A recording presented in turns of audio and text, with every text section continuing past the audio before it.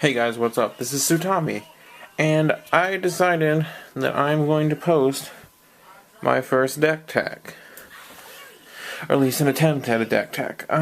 This is a Puresteel deck. I've been working on it I've been working on getting everything probably like 3 weeks maybe. It's pretty much done now. I'm missing a couple sideboard cards, but I'll probably just buy them when I go to my local shop. Starting with the lands. 22 lands. 4 Inkmoth Nexus, obviously. Helps with Metalcraft, helps with infect damage if you need to win by Puresteel Paladin, letting equipments cost free to equip, I guess. And Inkmoth is just a fun backup way to win. 3 Island, 4 Seachrome Coast, then the rest are plains. I chose not to use Glacial Fortress because I usually know if I'm going to win or lose by like turn 4, depending on what I have, and I don't really want to rely on having an island or a plains on the field, so Glacial Fortress comes in untapped. I'd rather just use Seachrome Coast. So as far as removal goes, I just have 4 dispatches.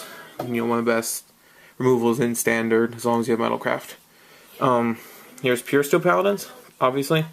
Very important for the deck. Draw ability is extremely important. Helps you have a full hand size. Helps you move through your deck quicker. Its second ability, the Metalcraft one, is what really lets you win. Yeah.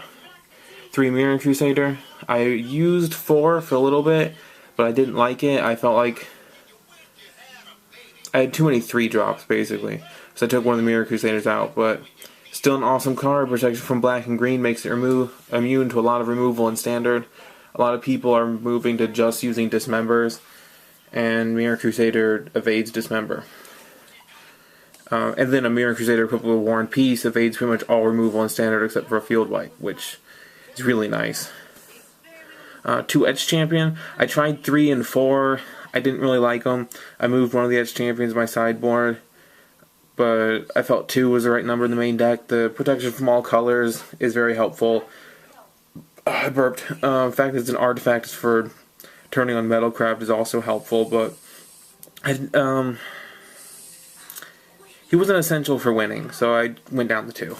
I got 2 1-ofs, which is Kemba Regent and Spellskite. I tried like 3 or 4 Spellskites, but I didn't like it. They don't really have attack, and even if you throw a bunch of equipment on it,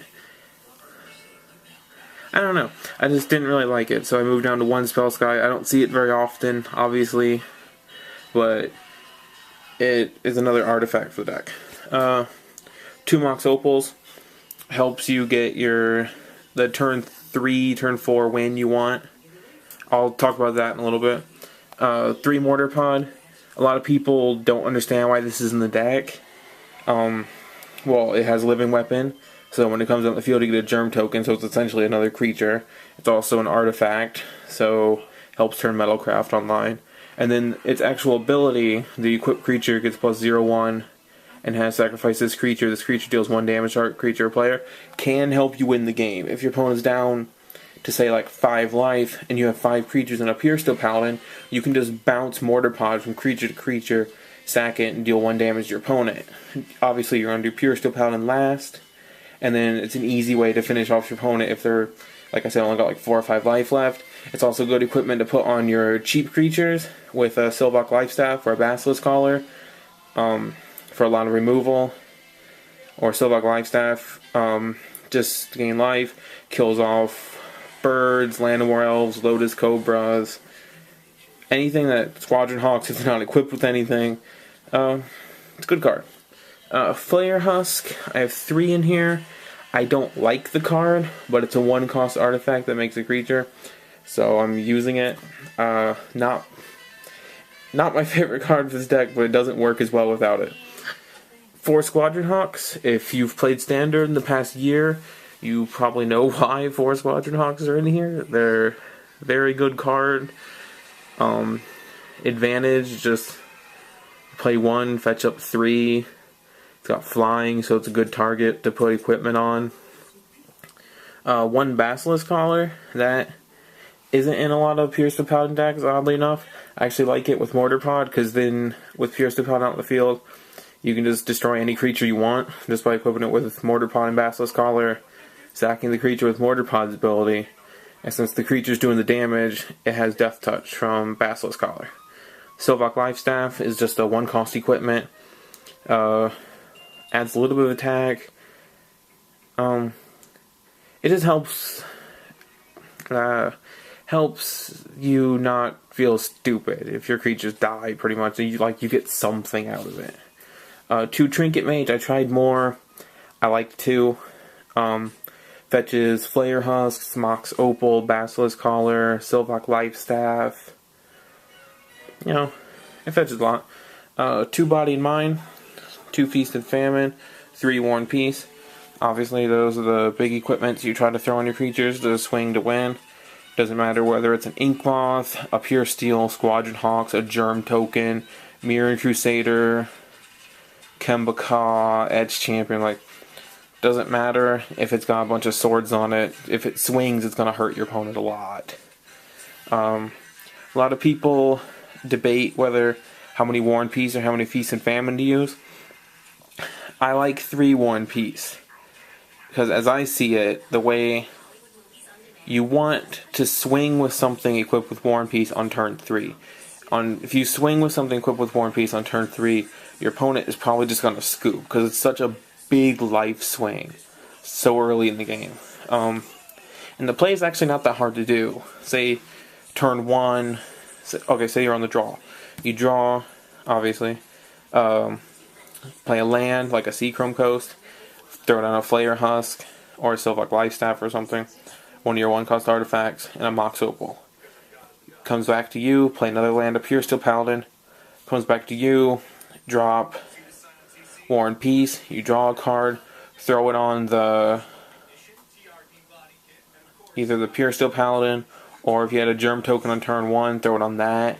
When you're swinging, it's going to be like a 12 to 14 life swing, depending on how many cards your opponent's used up. Best I've ever done is Puresteel Paladin swinging for 5, equipped with the Flayer Husk and a Sword of War and Peace. Opponent took 6 more because they had 6 cards in their hand, so they were down to 9. I had 5 cards in my hand, so I was up to 25. He drew and then he scooped because he couldn't come back from it. This is my sideboard. It's a work in progress. I usually change it very, very often, depending on what I feel like I'm having trouble facing at the time. But right now I have an Edge Champion in there, Swiftfoot Boots, a Quarter Shield, 2 Phyrexian Metamorphs, 2 more Sylvok Lifestaff, another Feast and Famine, another War and Peace. I would love for some comments. I'd love for some feedback. Tell me what you think. Tell me what to change, especially if you have experience playing this type of deck. Just let me know what's up. And be suggestive, but don't be mean, I guess. Don't say I'm stupid for not running 3 Feast and Famine main deck, even though I have 3. I like running 2. Same for War and Peace. I'm aware I have 4. Don't tell me to automatically run 4. But give creative criticism. Give me reasons for why I should run what I do.